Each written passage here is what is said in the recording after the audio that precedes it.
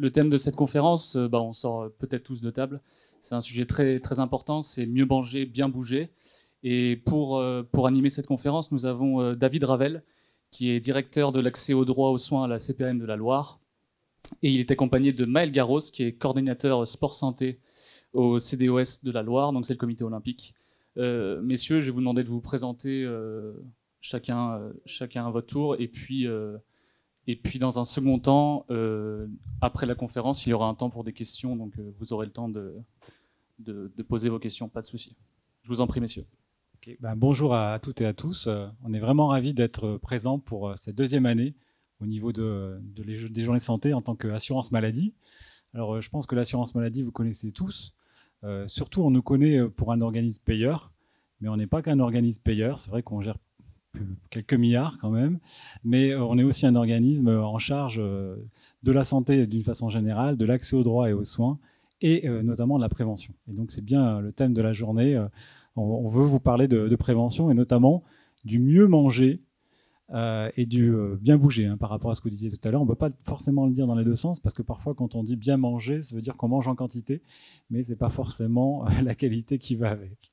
Voilà, donc on a voulu intervenir sur ce sujet-là parce que c'est en lien aussi avec la grande cause nationale et ça ne vous a pas échappé sur l'organisation des JO cette année. Et c'est pour ça qu'on fait cette intervention à deux avec Maël qui va se présenter. Bonjour, donc Maël Garros du Comité olympique de la Loire, donc même fédération que les Jeux olympiques, sauf que moi je m'occupe pas du tout du haut niveau, ni les paralympiques ni les olympiques. Après, s'il y en a qui veulent faire de la préparation, n'hésitez pas, vous m'appelez à la fin de la conférence, on voit ce qu'on peut faire.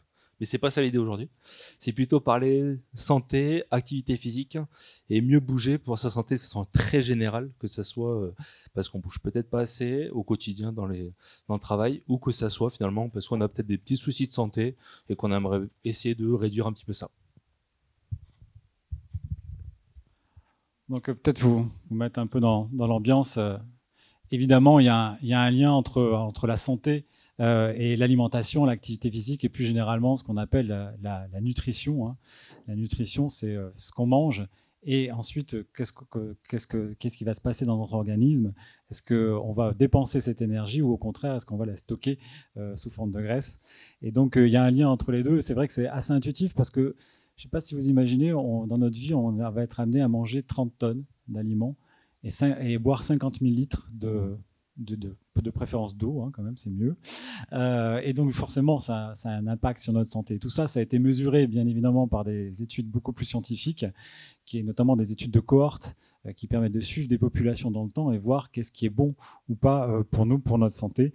Et on a pu, évidemment, mettre en évidence qu'il y avait un lien, surtout, entre la malbouffe et la sédentarité sur les problèmes de santé. Donc il y a quelques chiffres un peu édifiants que j'ai voulu vous présenter sur le fait que malheureusement une personne sur 5 aujourd'hui décède dans le monde en lien avec des problèmes de nutrition, soit problèmes de carence quand on est sur des pays en voie de développement, soit sur des problèmes d'excès de malbouffe et de sédentarité lorsqu'on est dans des pays comme les nôtres. Donc c'est aussi la question de l'obésité hein, qui est en lien direct avec la question de la nutrition, qui est désormais, je trouve que c'est assez édifiant, le premier facteur de risque pour le cancer qui est placé devant le tabagisme. Et puis troisième chiffre, c'est on a un risque plus important, multiplié par 2, entre une personne qui est peu sédentaire, qui est plutôt active, et une personne qui est très sédentaire, d'avoir un diabète de type 2 ou des maladies cardiovasculaires.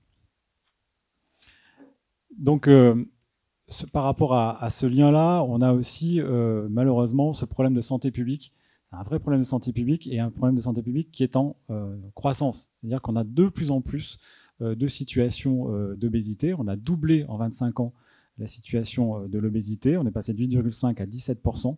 Et les prévisions de l'OMS, si rien n'est fait, indiquent qu'on pourra avoir une personne sur 3 à horizon 2030 qui sera en situation d'obésité. Même situation pour la sédentarité, sachant que le manque d'activité physique est le 4e facteur de risque de décès prématurés au niveau mondial. Donc on a un vrai sujet qui a certainement s'est accentué aussi avec la crise sanitaire. Vous avez quelques chiffres que je vous ai présentés. On a pris peut-être un peu quelques mauvaises habitudes.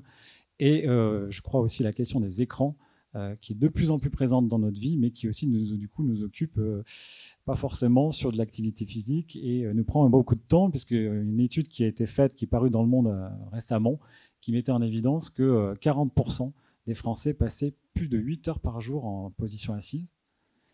Et 95% des Français ont aujourd'hui une activité physique qui ne permet pas d'être suffisamment protectrice pour leur santé.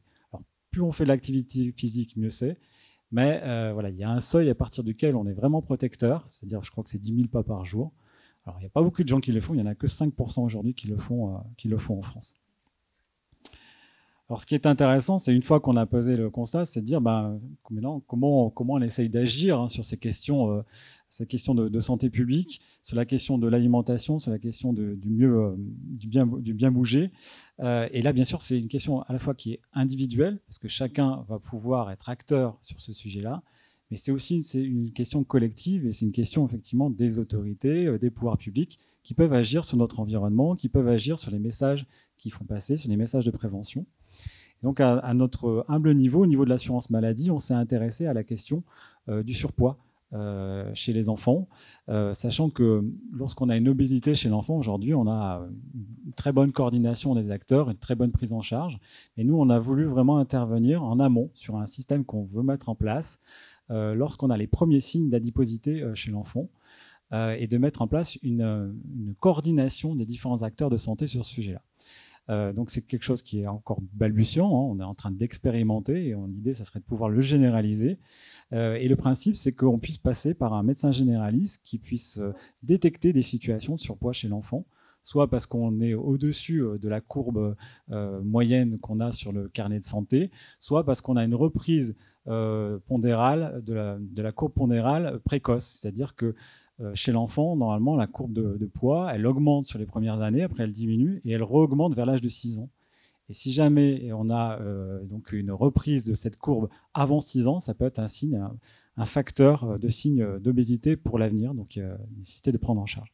Et en fait, l'idée de ce dispositif, c'est qu'une fois que le médecin a repéré ces situations, il puisse l'orienter sur une maison de santé pluridisciplinaire, où les acteurs se coordonnent pour mettre en place plusieurs bilans.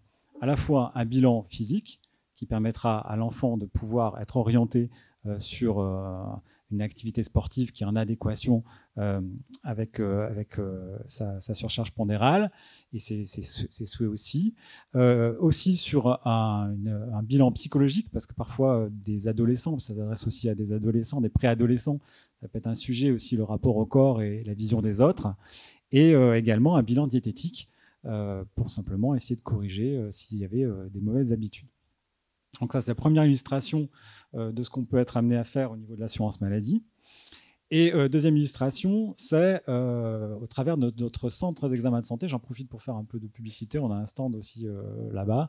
Et donc, du coup, on est amené à promouvoir notre centre d'examen de santé qui fait à peu près 8000 examens de prévention en santé par an. Ça s'adresse donc à des personnes qui peuvent être un peu éloignées du soin ou qui ont des fragilités. Et dans ce cadre-là, on peut être amené à repérer, dans le cadre de sensibilisation de prévention, des personnes qui ont des problèmes de nutrition. Voilà. Et on est amené à les accompagner dans le cadre d'ateliers. Dans ces cadres des ateliers, tout simplement, on va reprendre un certain nombre de recommandations qui sont connues, des types PNNS, de plan de nutrition santé, et sur lequel, effectivement, on va revenir sur ces règles, sur ces repères pour les personnes. Il faut voir que ces repères qui vous sont inscrits là, c'est des choses qui ont évolué dans le temps. Et juste pour la petite anecdote, en préparant tout ça, moi, j'étais assez amusé de regarder comment ça avait évolué, parce que moi, j'étais resté, si vous voulez, un peu aux 5 fruits et légumes par jour, et en fait, les choses ont bien bougé.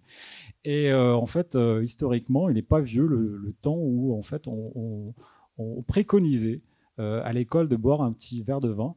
Et j'étais très surpris. Ça s'est arrêté en 1956, donc c'est pas si vieux que ça. Enfin, tout est relatif, bien évidemment. Et donc, bien sûr, les choses ont bougé. Et donc, au niveau scientifique, maintenant, on a pu vraiment mettre en évidence ce qui est bon ou ce qui n'est pas bon pour notre santé. Et donc, on a 3 catégories d'aliments. Vous avez les aliments qui sont plutôt en vert sur la gauche. Donc, c'est ceux qu'il faudrait qu'on augmente parce qu'on n'en mange pas assez. Ils sont bons pour notre santé. Et vous avez ceux qui sont au milieu, c'est ceux pour lesquels on est plutôt pas mal en termes de consommation moyenne, et ceux qui sont à droite, sur lesquels il faudrait plutôt réduire. Et donc, si je devais prendre 2 extrêmes, sur les fruits et légumes, On a 75% des Français qui aujourd'hui ne mangent pas suffisamment, ne mangent pas les 5 fruits ou légumes qui sont recommandés. Et si on devait regarder de l'autre côté sur la partie rouge, on a presque 75%, on a 2 tiers des Français qui mangent trop de viande et trop de charcuterie. En plus, je pense que c'est plutôt bien de réduire la consommation à vendre. C'est bon aussi pour la planète. Alors, il faut bien sûr penser à nos éleveurs locaux, mais le fait d'en manger un petit peu moins, ça permet aussi de préserver notre climat parce que la viande, c'est 15% des émissions d'effet de serre. Voilà les repères qu'on peut donner. Et puis, vous voyez, il y a aussi un petit les produits Nutri-Score DE. Donc, ça aussi, c'est vraiment quelque chose qui a été mis en place par les pouvoirs publics pour essayer de donner des repères sur l'alimentation. Quand on va dans les grands magasins, je pense qu'il n'y a pas beaucoup de monde qui regarde les étiquettes pour savoir ce qui est écrit en tout petit derrière. Et je pense que tout le monde n'est pas forcément en capacité de savoir vraiment ce que ça représente quand on parle de produits un petit peu non alambiqués. Et donc, ce Nutri-Score, il a tout simplement été fait pour donner des repères et se dire, voilà, quand on est en A, on est plutôt sur les produits verts. Quand on est en rouge, en E, on est plutôt sur les produits rouges. Et donc, ça permet tout simplement de pouvoir gérer ses achats et d'essayer de prendre en compte, d'avoir une alimentation qui soit un peu plus équilibrée.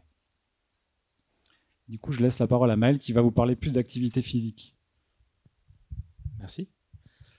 Du coup, activité physique, sport, déjà, est-ce que certains différencient, c'est la même chose, pas la même chose? Comme ça, à main levée, ça serait la même chose ou pas? Ou... Non, très bien.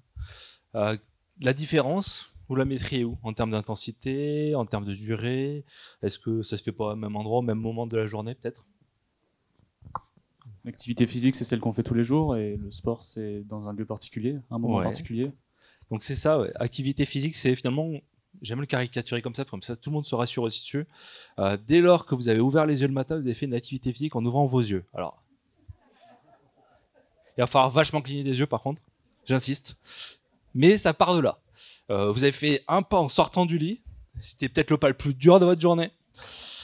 C'est aussi l'activité physique. Donc ça part de là, l'activité physique. Le sport, c'est finalement, dès lors que c'est compétition, donc il y a forcément une idée de performance. C'est soit je gagne, soit j'essaie de pas perdre. Il peut y avoir des égalités dans certains sports, mais en général, je perds ou je gagne. C'est tout. Donc l'idée, c'est plutôt de vous permettre de bouger plus, d'être plus actif, mais pas forcément d'être sportif. Comme je disais, l'idée, c'est pas de faire les JO de Los Angeles dans quelques années, c'est plutôt que vous soyez en meilleure santé de façon très globale. Donc en tout cas depuis quelques années, à la fois effectivement les ministères, que ce soit sport, que ce soit santé, que ce soit aussi avec la sécurité sociale, on fait beaucoup de campagnes de promotion de l'activité physique pour la santé. Il y a un peu moins d'un an, il y avait un spot, je ne sais pas si vous l'avez vu, sur la lombalgie chronique. Un des mots les plus réguliers, notamment au travail. Donc l'idée, c'est de vous permettre de bouger, sauf que parfois, le message d'activité physique vous suffit pas. Donc l'idée, c'est aussi de pouvoir vous aider. Donc j'ai mis des petits mots pour essayer de vous encourager fortement à bouger. Donc je disais, effectivement, le premier pas est le plus dur, mais après, ce n'est que de l'entretien. Donc effectivement, souvent, le premier pas, c'est, ok, je veux faire une activité physique, mais je sais pas où aller, je sais pas comment y aller. Donc parfois, on a besoin d'être accompagné, mais une fois qu'on a commencé à bouger, en général, derrière, c'est simple. On prend plaisir, on sent que ça nous fait du bien aussi, et que c'est la bonne fatigue, entre guillemets, donc du coup, on continue.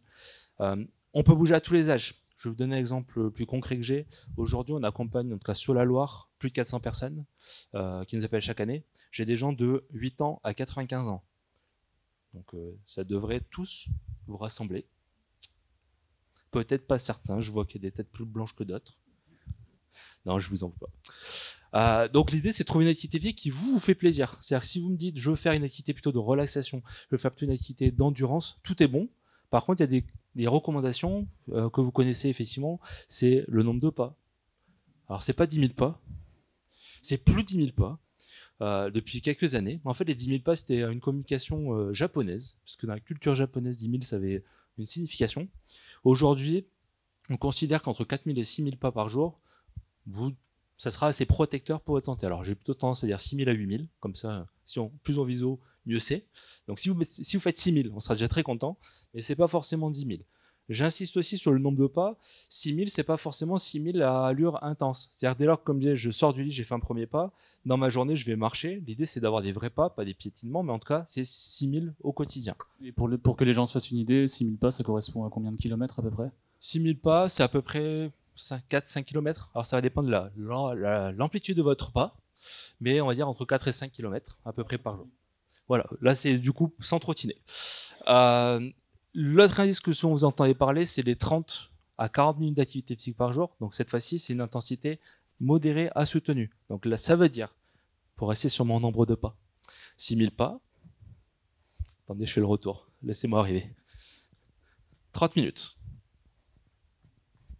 Donc c'est pas tout à fait la même intensité, c'est je ferme la porte de chez moi, je veux aller chercher le bus, je regarde ma montre et puis je me dis, il va falloir que je me dépêche, parce que sinon je vais louper mon bus. Donc si on est sur l'activité physique un peu plus intense, ça peut être découpé en 5 minutes, 5 minutes, 5 minutes, jusqu'à 30. Vous pouvez le faire comme vous voulez, l'essentiel c'est d'arriver à faire cette intensité, on va dire, pendant 30 à 40 minutes. Ce que vous ne savez pas, c'est qu'il y a aussi des recommandations en termes de renforcement musculaire, 2 à 3 fois par semaine, en termes d'étirement, 10 à 15 minutes, à peu près tous les jours. Alors déjà, si vous marchez, je serais content. Mais s'il y en a qui veulent faire plutôt du renfort, il n'y a pas de souci, vous pouvez faire aussi du renfort.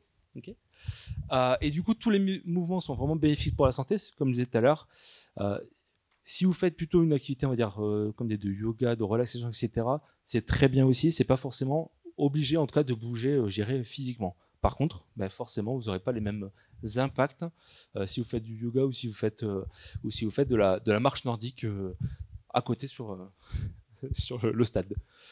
Donc, des petits conseils comme ça. Se garer à une distance, soit on vous dit garez-vous un peu plus loin, bon, c'est sympa, sauf que du coup on ne se rend pas compte de combien de temps ça pourrait prendre. Aujourd'hui, 1 km à pied, ça use pas tant que ça. 10 minutes. Et 10 minutes en marchant tranquille. C'est pas de la grosse marche. Restez debout dans les transports. Alors, pareil, comme ça illustrera au maximum.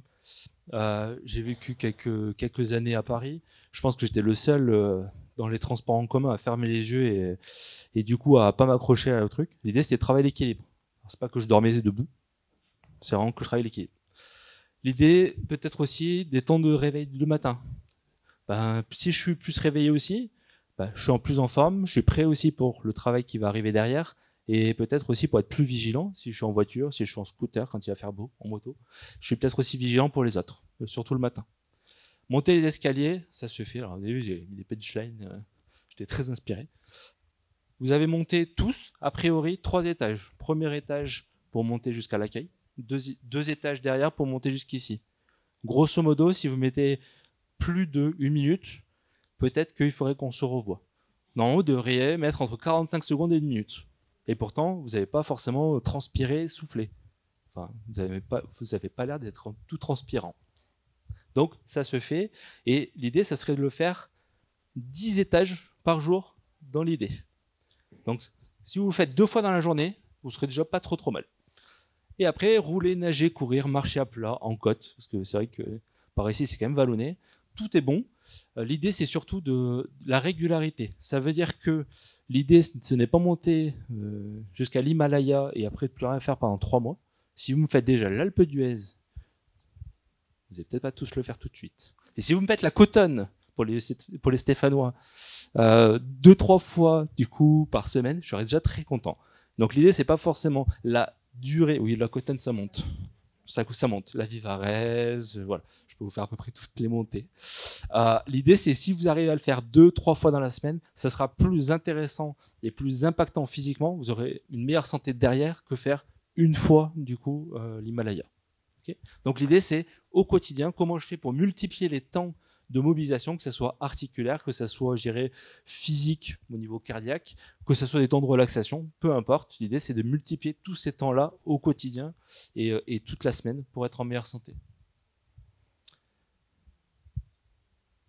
Pour ceux qui auraient des besoins particuliers, aujourd'hui, dans la Loire, nous, on est financé par 2 ministères, ARS, Draget, donc ministère des Sports, ministère de la Santé, pour faire simple. Et du coup, il y a 2 structures qui peuvent aussi vous accompagner.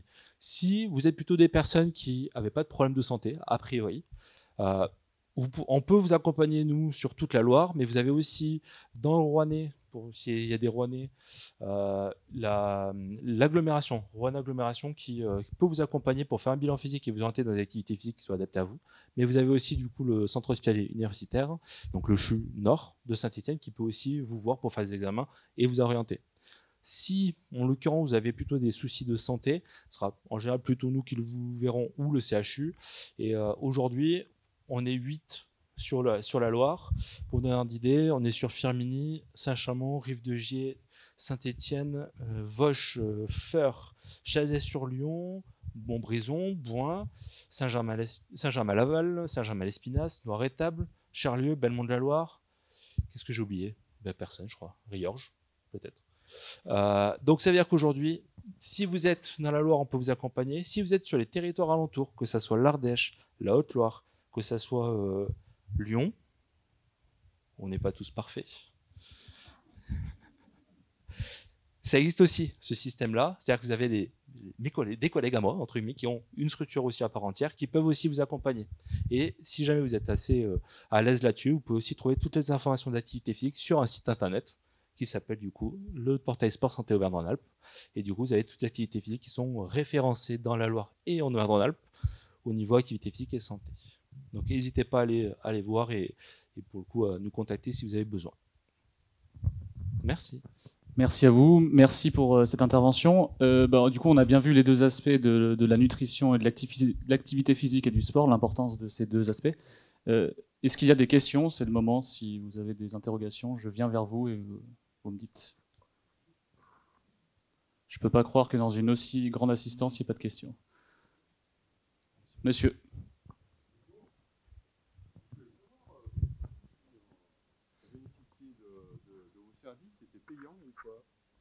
Le monsieur voulait savoir si c'était payant pour bénéficier de vos services. Ouais. La CPM, c'est pas payant. Alors moi, non. Enfin, en fait, aujourd'hui, comme je disais, on a de l'argent public, pour le coup, pour pouvoir faire les bilans physiques et j'accompagne les gens pendant 2 ans. C'est-à-dire, j'avais encore une dame ce matin, c'est-à-dire qu'on vous appelle à 1 mois, 3 mois, 6 mois, 1 an et 2 ans pour savoir comment vous allez. Donc ça c'est pas payant. Par contre, selon l'orientation dans l'activité physique au niveau local, vers qui on va vous orienter, là, pour le coup, ça va être payant. Puisqu'aujourd'hui, il n'y a pas de remboursement, en tout cas qui existe, ou pas de remboursement automatique qui existe par rapport à la santé. C'était prévu, mais pour l'instant, ce n'est pas encore fait. Donc, c'est-à-dire qu'effectivement, aujourd'hui, je n'ai pas de solution financière. C'est-à-dire, si vous me dites, et j'en ai combien, plein qui me disent, mes soucis de santé engendrent des problèmes financiers parce que je ne travaille plus, etc. Aujourd'hui, je n'ai pas de solution miracle, entre guillemets, là-dessus. Donc, j'ai vu qu'on pouvait vous appeler directement. Oui. Voilà.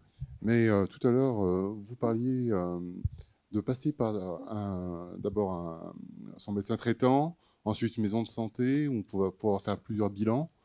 Aujourd'hui, est-ce qu'on a des maisons de santé et beaucoup? Parce que du coup, c'est vrai que la question du médecin traitant, il y a beaucoup de personnes qui n'en ont pas aujourd'hui, et c'est compliqué. Oui. Donc du coup, l'accès aux soins, voilà. C'est pour ça, effectivement, oui, l'accès aux soins, c'est un vrai sujet. Enfin, effectivement, on travaille sur ces dimensions en lien avec les professionnels de santé pour voir comment on peut améliorer l'accès aux soins. On a aussi un service qui s'appelle la mission accompagnement santé qui vise à essayer de trouver des solutions aux personnes qui sont les plus éloignées du soin. Mais c'est sûr qu'on a aussi tout un travail à faire en lien avec l'organisation du système de santé.